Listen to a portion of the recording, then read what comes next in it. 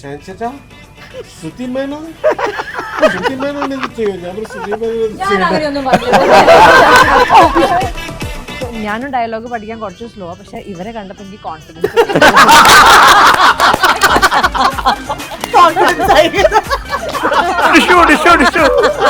Joji dialogue പഠിക്കാനായിട്ട് ഇച്ചിരി താമസമുണ്ട്, ശരിയാ. പക്ഷേ പഠിച്ചു കഴിഞ്ഞാൽ അത് തെറ്റി. ലക്ഷ്മി അച്ഛനോട് പറഞ്ഞിട്ടില്ലാണോ? പറഞ്ഞിട്ടില്ല. ഇല്ല, ഫസ്റ്റ് പടം തന്നെ പടം.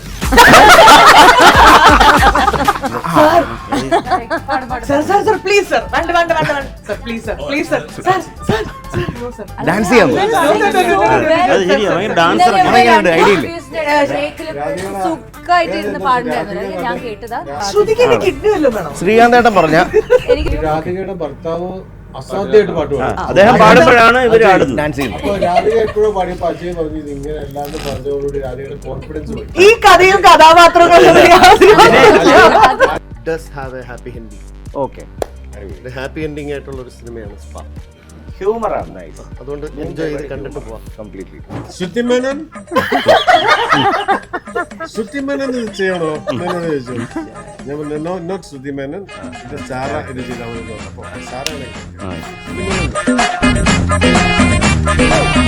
Hello, hi, welcome to Ginger Media. ചോദിച്ചു പോവാം. 12-നാണ് സിനിമ റിലീസ് ചെയ്യാൻ പോകുന്നത്, February 12. അതുകൊണ്ട് തന്നെയാണോ എന്ന് എനിക്കറിയത്തില്ല. ഇന്ന് ഒരു ഡസൻ ആൾക്കാരാണ്, 12 പേരുണ്ട് ഇന്ന് എൻ്റെ ഫ്രണ്ടിൽ. So welcome team spa. Hello. കൂടുതൽ ഡീറ്റെയിൽസ് ആയിട്ട് ചോദിക്കാൻ പറ്റത്തില്ലെങ്കിലും ഒന്ന് ആകത്തൊക്കെ അറിയണമല്ലോ. പറയൂ ഷെഞ്ചേട്ടാ. സ്പാ ഒരു സ്പാ മസാജ് ഒരു മസാജ് തെറാപ്പി സെന്ററും ആ സെന്ററായിട്ടുള്ള ശരി ഒരു കഥയാണ്. ഓക്കെ. അപ്പോൾ അതാണ് ഇവർ ഓരോ ക്യാരക്ടേഴ്സിനും ഓരോ സ്റ്റോറി ആയിട്ടാണ്. ഇപ്പം ഓരോ സെഗ്മെന്റ് ഇപ്പോൾ ആക്ഷൻ ഹീറോ ബിജു നോക്കുകയാണെങ്കിലും അതിൽ ഓരോ ക്യാരക്ടേഴ്സിനും അവർക്കൊരു ബിഹൈൻഡ് സ്റ്റോറി ഉണ്ട്. അത് എക്സൈറ്റ്മെന്റ്, വളരെ എക്സൈറ്റിംഗ് ആയിട്ടാണ് അത് പോർട്രേറ്റ് ചെയ്തിരിക്കുന്നത്. അതുപോലാണോ ഇതിലും? ലൈക്ക് ഈ സിനിമയിൽ വിവിധ കഥാപാത്രങ്ങൾ വരുന്നുണ്ട്. അതിനൊരു ബ്രിഡ്ജിങ് സ്റ്റോറിയുണ്ട്, പ്രണയമുണ്ട്, പല കഥാപാത്രങ്ങളുണ്ട് അതിനകത്ത്.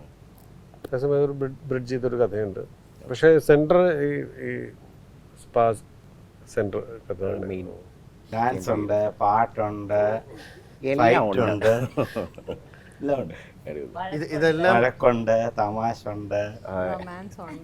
ഇതെല്ലാം ഉണ്ടെങ്കിലും ഓഡിയൻസിന് ടെൻഷൻ അടിക്കേണ്ട. This film does have A happy ending. Okay. Happy ending ആയിട്ടുള്ള ഒരു സിനിമയാണ് സ്പാ. ഹ്യൂമറാണ്, നൈസ്. അതുകൊണ്ട് എൻജോയ് ചെയ്ത് കണ്ടിട്ട് പോവാം. കംപ്ലീറ്റ്ലി. ഹാപ്പി എൻഡിങ് ആണോ എന്നുള്ള നമ്മുടെ പ്രതീക്ഷ. അങ്ങനെ പറയാലോ വേണമെങ്കിൽ. ഇറങ്ങി വരുമ്പോൾ തീർച്ചയായിട്ടും ഹാപ്പി. അതെ. പെർഫെക്റ്റ്. ശ്രീന്തേട്ടാ. ബ്രിഡ്ഷൈൻ്റെ സംവിധായകൻ്റെ ആദ്യത്തെ സിനിമ മുതൽ മലയാളികൾക്ക് അറിയാം. എല്ലാ സിനിമകളിലും ബ്രിഡ്ഷൈൻ്റെ സിനിമ ഒരു പ്രേക്ഷകൻ എന്ന നിലയ്ക്ക്, ഈ സിനിമ വിദ്യാർത്ഥി എന്ന നിലയ്ക്ക് ഞാൻ ശ്രദ്ധിക്കുമ്പോൾ ഇത് ഹിറ്റാവണം അല്ലെങ്കിൽ എന്നൊക്കെ പറയുന്ന ആ ഫോർമുലയുടെ പിന്നാലെ പോകാതെ ഞാൻ പറയുന്നത് വളരെ ഭംഗിയായി പറയുക, ആത്മവിശ്വാസത്തോടെ നന്നായിട്ട് പഠിച്ച് പറയുക. എല്ലാ സിനിമകളിലും റിസർച്ച് ഉണ്ട്. അറിയാം, ആക്ഷൻ ഹീറോ ബിജുവിൻ്റെ അത് ഹിറ്റായതിന് ശേഷം നമ്മൾ അതിനെക്കുറിച്ച് വന്ന ന്യൂസുകളിലൊക്കെ നമ്മൾ കണ്ടു.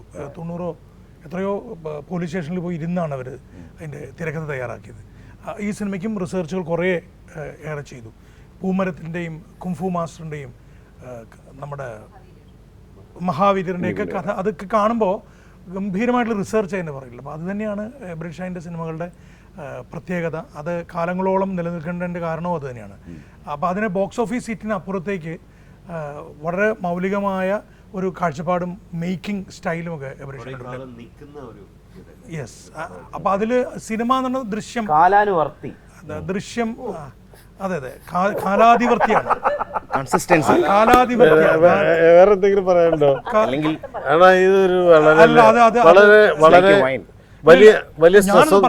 വലിയ സ്ട്രെസ് ഒന്നും ഇല്ല. അത് വളരെ ലളിതമായിട്ട് കണ്ടിരിക്കാൻ പറ്റുന്ന, കണ്ടാൽ മനസ്സിലാവും ഇതാണെന്ന്. അതായത് ഇതിനകത്ത് ഒരു നമ്മളൊന്ന് പറഞ്ഞോട്ടെ. നമ്മള് കഴിഞ്ഞ സിനിമ മഹാവീരനെ കുറച്ച് ഇന്റലക്ച്വൽ ആയിരുന്നു. മഹാവീരൻ എൻ്റെ സിനിമകളിൽ എനിക്ക് ഏറ്റവും ഇഷ്ടപ്പെട്ട സിനിമയാണ് മഹാവീരൻ. എൻ്റെ സിനിമ ഇത് അത് ആൾക്കാർക്ക് ആ ലേയേഴ്സ് ഉണ്ടല്ലോ, അങ്ങനെ ഡെപ്തുള്ള ലേയേഴ്സ് ഉണ്ടായിരുന്നു അതിനകത്ത്. ഇത് കുറച്ചുകൂടി ലളിതമാണ് ഇത് മനസ്സിലാക്കാൻ പാടില്ല. സ്പായിൽ പോയവർക്കും സ്പായിൽ പോകാത്തവർക്കും സ്പായിൽ പോകാൻ ആഗ്രഹിക്കുന്നവർക്കും സ്പായെക്കുറിച്ച് കേട്ട് ഹിയർസേ മാത്രമുള്ളവർക്കും ഒക്കെ കണ്ട് ആസ്വദിക്കാൻ പറ്റുന്ന ലളിതമായ ഒന്നാണ്. ഇങ്ങനെയാണോ എല്ലാ സ്പാ എന്ന് ചോദിച്ചാൽ ഇങ്ങനെയല്ല എല്ലാ സ്പായും. ഇത് നമ്മുടെ സിനിമയ്ക്ക് വേണ്ട എബ്രിഷൻ സ്പാ എന്ന് പറഞ്ഞിട്ടിരിക്കുന്നത് സ്പാ ഡിഫറെൻറ്റ്, നമുക്ക് ജനറലൈസ് ചെയ്യാൻ പറ്റില്ല. ഒരു സ്പാകൾ ഇങ്ങനെയാണ് എന്നല്ല, ഈ സിനിമയിൽ ഇങ്ങനെയാണ് എന്ന് മാത്രമേ ഉള്ളൂ. ഈ ഇതിന്റെ ചിത്രീകരണ സമയത്ത് മൃഗങ്ങൾക്ക് ദോഷം നോവിച്ചിട്ടില്ല. അങ്ങനെയൊക്കെയാണോ? ആദ്യം എഴുതി കാണിക്കുന്നു ഒരു കാർഡല്ലേ. നിവിൻ കഴിഞ്ഞ പ്രാവശ്യം എനിക്കൊന്ന് 2-3 years ബാക്ക് അങ്ങനെ നമ്മൾ മഹാബലിപുരം ടൈമിലാണ് സംസാരിച്ചപ്പോൾ.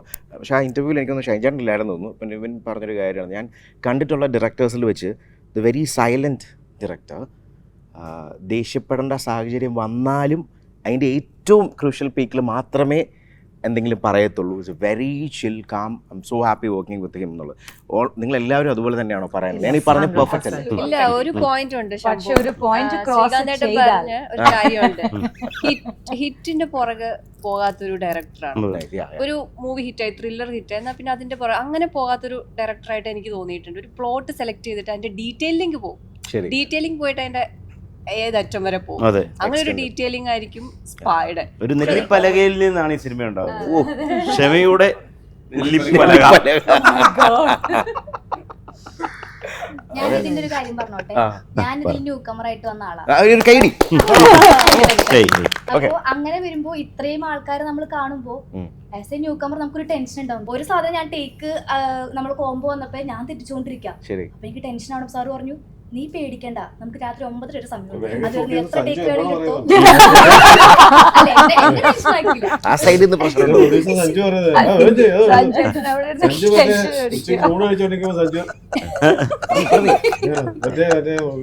ഉച്ചക്ക് ഒരു ബ്രേക്ക് ഉണ്ടല്ലോ, 1 മണിക്കൂർ. 1/2 മണിക്കൂർ കഴിയുമ്പോ സഞ്ജു കഴിച്ചിട്ട് ഷൈൻചേട്ടനോടെ ഒരു കുഴപ്പമില്ല, 9 മണി. ന്യൂ കമർ ആണെങ്കിലും ഒരു പുസ്തകം കൊണ്ടൊക്കെ ലൊക്കേഷനിൽ വന്നത്. വെറുതെ ഇരിക്കുന്ന സമയം മുഴുവൻ പുസ്തകത്തിൽ വെറുതെ ഇങ്ങനെ വെച്ചിട്ട് എങ്ങനെയാണ് ഇതുമായിട്ട് ഇങ്ങനെ നടക്കും. ഭരതമുനിയുടെ നാട്യശാസ്ത്രം അങ്ങനെ ഭയങ്കര റീഡിങ് ഹാബിറ്റ്സ് ഉള്ള ആളാണെന്ന് പറഞ്ഞു. അപ്പൊ നമ്മള്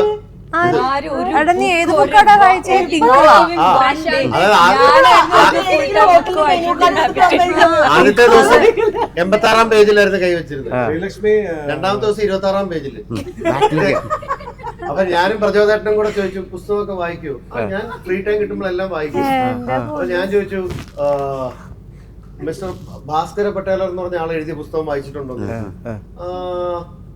അത് മാത്രം ഞാൻ കണ്ടിട്ടുണ്ടെന്ന് തോന്നുന്നു. ഞാൻ പറഞ്ഞു, അദ്ദേഹത്തിന്റെ സക്കറിയ എന്ന് പറഞ്ഞൊരു ബുക്കുണ്ട്, അടിപൊളിയാ എന്ന് പറഞ്ഞു. ഞാൻ കണ്ടിട്ടുണ്ട് എന്ന് പറഞ്ഞു. ഞാൻ പുള്ളിക്കാരി എവിടെ പോയി ഗൂഗിൾ ചെയ്യാമെന്ന് എനിക്കറിയാം. സത്യമായിട്ടും ഞാൻ വിളിക്കുക. ശ്രീലക്ഷ്മി ബിടെക് കഴിഞ്ഞിട്ട് ജർമ്മനിയിൽ ജോലി ചെയ്തോണ്ടിരിക്കുകയാണ്. ആ ജോലി ഉപേക്ഷിച്ച് ആക്ടിങ് പാഷനായിട്ട് ഇതിപ്പോ സക്സസ് ആയില്ലേ എന്ന് വേണമെങ്കിൽ പറയാലോ. ഫസ്റ്റ് പടം തന്നെ പടം. ഇനി എന്ത് വേണം?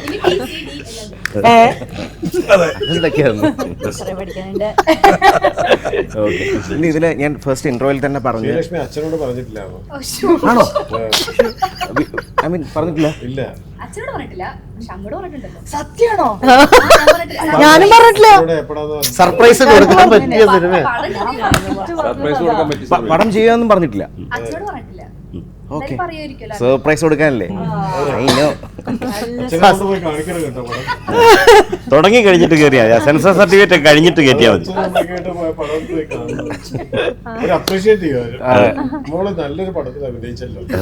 ഫസ്റ്റ് തന്നെ കൊണ്ടുവരാന്നല്ലേ. പിന്നെ ഇതിൽ ഞാൻ ഫസ്റ്റ് ഇന്റർവ്യൂവിൽ തന്നെ പറഞ്ഞ കാര്യമാണ്. ഫസ്റ്റ് ഷോയ്ക്കല്ലേ? ഇത് പ്രിവ്യൂ ഉണ്ടാവില്ലേ? പ്രിവ്യൂ ഉണ്ടാവില്ലേ? പ്രിവ്യൂ ഉണ്ടാവില്ല. ഇല്ല. ആണോ? പിന്നെ അല്ല, അതിൽ കൊണ്ടുവരായിരുന്നല്ലോ. ആവശ്യം വേണോ? വേണ്ട, കുഴപ്പമില്ല. ഞാൻ ഒറ്റയ്ക്ക് പോയി കണ്ടോളാം. അതാണ് നല്ലത്. എല്ലാ ആക്ടേഴ്സിന്റെ എല്ലാ ഫാമിലി മെമ്പേഴ്സിനെ വിളിച്ചിട്ട് അതെ അതെ, നമ്മൾ ആദ്യം മാതൃകയാവണം. എന്റെ അമ്മയ്ക്ക് ഭയങ്കര ഇഷ്ടപ്പെട്ടു. എന്റെ അമ്മ എൻജോയ് ചെയ്തായിരുന്നു. ഇവര് മൂത്തതാ കുഴപ്പമില്ല. അവര് കുഴപ്പമില്ല. അച്ഛനമ്മ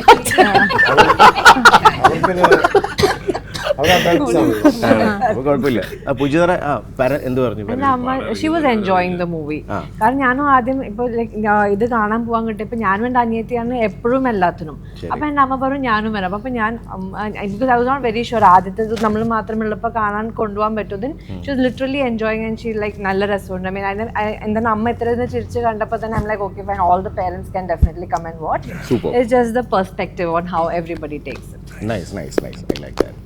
പിന്നെ ഇതിൻ്റെ ഞാൻ നേരത്തെ ഇൻട്രോയിൽ തന്നെ പറഞ്ഞൊരു കാര്യമാണ് ഇതിലെ ആ സോങ്ങിൻ്റെ കാര്യം. വിനീതേട്ടനും രാധികയും കൂടെ ഉള്ളത്. അതിൽ ഫസ്റ്റ് നമ്മൾ അട്രാക്ട് ചെയ്ത് രാധിക പാടും. അതെ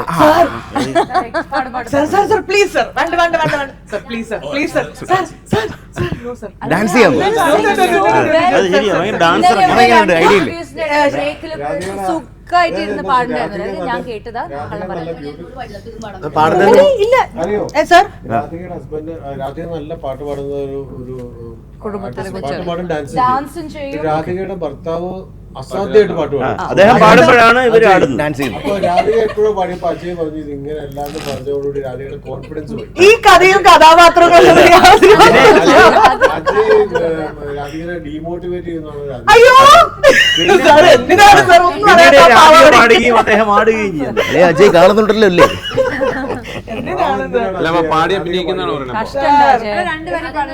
പണ്ട് കാലത്ത് ബ്ലാക്ക് ആൻഡ് വൈറ്റ് കാലഘട്ടത്തിൽ എല്ലാവരും പാടി അഭിനയിക്കായിരുന്നു. അതെ.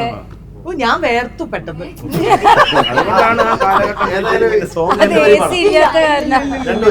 രണ്ടുപേര് രാധു ഞാൻ പാടില്ല. അല്ല ഷൈൻചേട്ടൻ പറഞ്ഞത് അല്ല ശ്രുതി ഷൈൻചേട്ടൻ പറഞ്ഞപ്പോഴേ ശ്രുതി പറയാം പാട് പാട് പാട്. അല്ല നല്ലപോലെ പാടും. Very good singer. വളരെ ടാലന്റഡ് ആയ ആർട്ടിസ്റ്റ്. ശ്രുതിക്ക് എന്നെ കിഡ്നി വല്ലതും വേണോ? ശ്രീകാന്തേട്ടൻ പറഞ്ഞ എനിക്കൊരു പാട്ട് തന്നാ മതി. ശ്രീകാന്തേട്ടൻ പറ.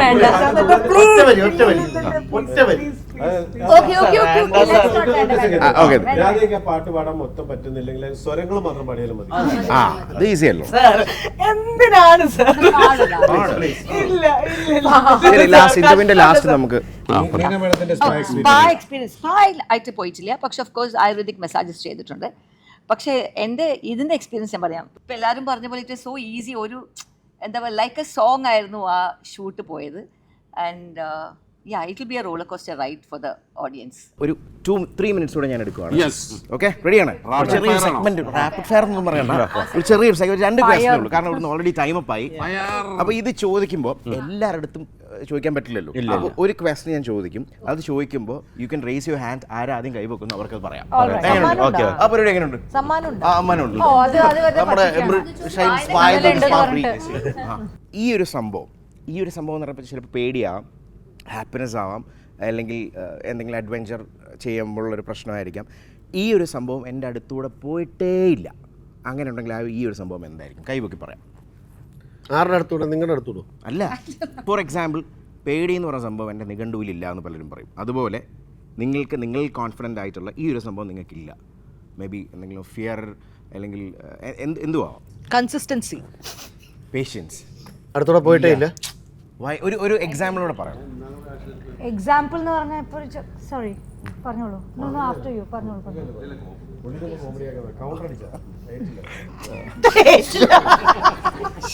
പേഷ്യൻസ് എന്ന് പറഞ്ഞാൽ എനിക്ക് പേഷ്യൻസ് കുറഞ്ഞു വരികയാണ്. ജസ്റ്റ് ആണോ? അല്ല ഈ ലൊക്കേഷനിൽ അങ്ങനെയൊക്കെ തന്നെ. ഞാൻ പറയാം. ഷുഗർ ഇല്ല.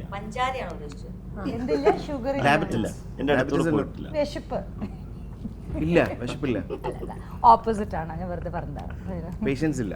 ഈ സിനിമ ചെയ്തപ്പോൾ ഞാൻ ശ്രുതിമാനോട് ഒരു കാര്യം പറയുന്നു. ശ്രുതിയോട് പറയുന്നു, ശ്രുതി നെക്സ്റ്റ് സീൻ ഇതാണ് എന്ന് പറയുമ്പോൾ അപ്പൊ ശ്രുതി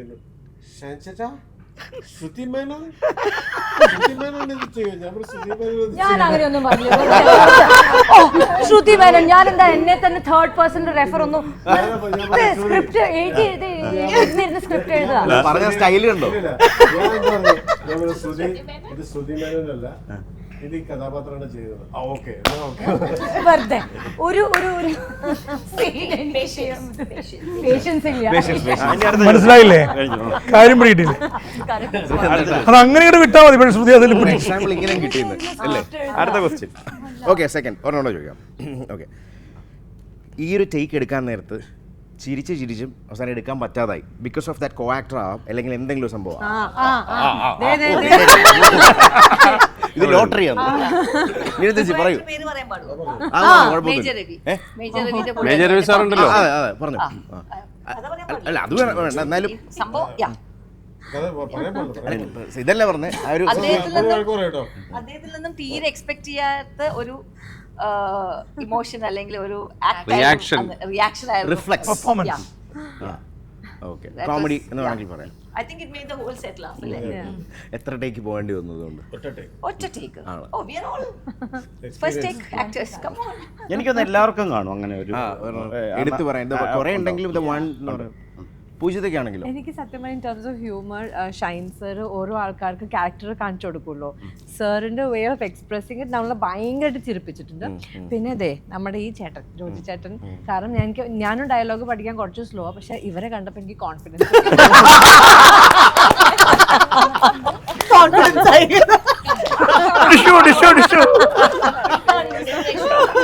അയ്യോ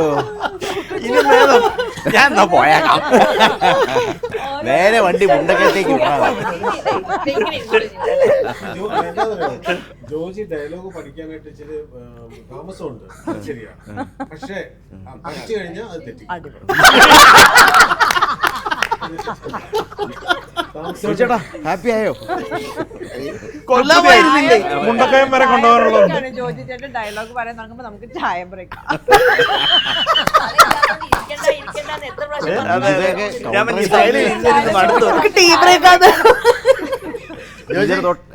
ഇനി ഇറങ്ങുന്നത് മുണ്ടക്കയത്ത്.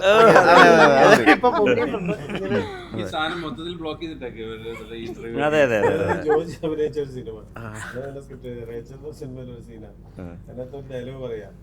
അപ്പൊ ആ ഡയലോഗ് പറയുന്നത് ഓപ്പോസിറ്റ് ഇരിക്കുന്ന ആൾ വീഡിയോ വലിക്കണം. ജോജി ഡയലോഗ് 51 ടേക്ക് പോയി. ഇച്ചിരി കുറയ്ക്കാവോ? കാണിച്ചു തരാതെ. അപ്പൊ ആ ടേക്കിൽ അവസാനം മറ്റേ പുള്ളി വീഡിയോ അയാളിപ്പോ അവരുടെ അഡ്മിറ്റാ. പടം ഇറങ്ങിയിട്ടില്ല, പുള്ളി ഇതുവരെ ഇറങ്ങിയിട്ടില്ല. ഞാൻ അറിഞ്ഞത് ഓരോ ഷോട്ടിൽ വീഡിയോ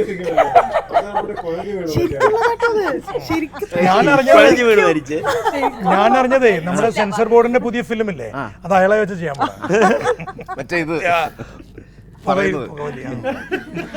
അപ്പുറത്തിരുന്ന ഒരാൾ ആലോചിക്കുന്നുണ്ടായിരുന്നേ, എന്തോ മൈൻഡിലുണ്ടായിരുന്നു ആ സിറ്റുവേഷൻ. ഇല്ല, ചിരി നിർത്താൻ ബിജുലും ഉണ്ട് അതുപോലെ ഒരു സീനുണ്ട്. ഇതിലും ഓഫ് കോഴ്സ് ഇപ്പൊ റിവീൽ ചെയ്യാൻ പറ്റാത്തതുകൊണ്ട് ഞാൻ പറയുന്നില്ല. ശ്രുതി കൈവകയായിരുന്നു. പക്ഷെ ശ്രുതി ബിജുവിലെ കാര്യം പറഞ്ഞോ?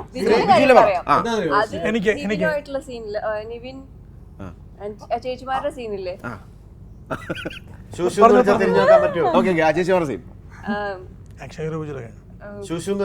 എന്ന് വെച്ചാ അത് രാവിലെ തുടങ്ങിയതാ. എന്റെ ഇത് വൈകുന്നേരം. കാരണം ഞാൻ ചിരി നിർത്തുമ്പോ നിവിൻ തുടങ്ങും, പിന്നെ ജോജി ചേട്ടൻ തുടങ്ങും, അങ്ങനെ പിന്നെ അവസാനം സാറ് മടുത്തു സീൻ. ആ സീൻ നമുക്ക് കണ്ടാൽ മനസ്സിലാവും.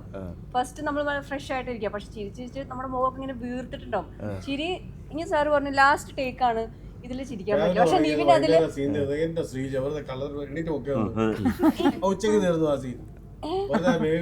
ഞങ്ങള് ചിരിച്ചില്ലേ ഇങ്ങനെ കഥ ഉണ്ടാവുന്നത്.